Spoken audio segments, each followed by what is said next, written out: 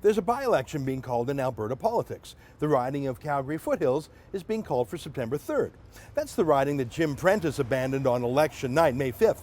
Prentice spent the whole spring campaign asking for votes, and while he didn't win a lot of seats around Alberta, he actually got them in his home riding. But on election night, when it became clear that he wouldn't be the premier of the province anymore, he doesn't just quit as party leader, he quit as the local MLA. Mere minutes after being voted in, he quit on the very people he had just asked for their votes. What a pompous, arrogant, undemocratic spoilsport. If he couldn't be premier, he wanted nothing. To hell with democracy and his own obligation to his neighborhood. They were fools for believing in him, we know that now. It was a final disgrace for a disgraceful man. Good riddance. So because of that petulant, arrogant spoilsport, the province now has a costly by-election. And all those costs are foisted on taxpayers. Again, that's a perfect way to remember Jim Prentice in his last public act to stick it to taxpayers, a massive tab just because of his personal whims.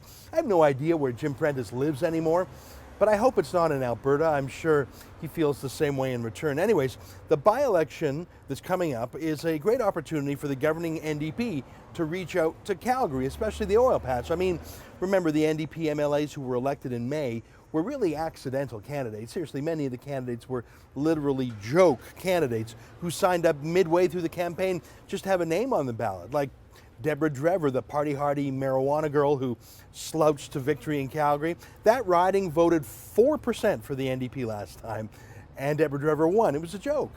There's a cabinet minister in Calgary named Irfan Sabir. He won his riding where the NDP got 2% last time. So my point is, imagine the quality of the candidate the NDP could attract now that they know they have a real chance of winning, and now that Calgary knows that if they elect an NDP, or he or she could go straight into cabinet. So what a great opportunity to broaden the talent pool.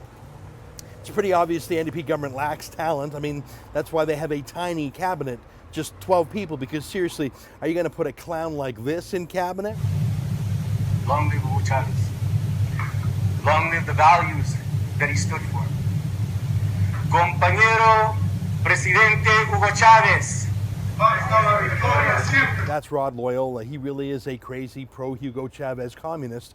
The NDP is full of clowns like that. So imagine starting afresh and recruiting, I don't know, someone who has some knowledge about oil and gas, someone who's run a business, an economist maybe. I'm not talking about a right-winger, I mean a left-winger, but someone who actually has real life experience, maybe even someone loved and respected by all Calgarians. I mean, go out there and recruit a star candidate on purpose this time. Don't Drever it. Well, they didn't do that. They chose an NDP lifer, a hack, named Bob Hawkesworth, first elected as a socialist city councillor in his 20s, then served as an MLA until he lost. Then he went back to city council as another socialist candidate, always living off the avails of taxpayers. I mean, couldn't they have at least tried to find some union guy who actually worked in an oil sands mine once or on a drilling rig? I mean, you know how lame it was choosing Bob Hawkesworth? Only 83 people voted in the NDP nomination. How weird is that? No one even cared.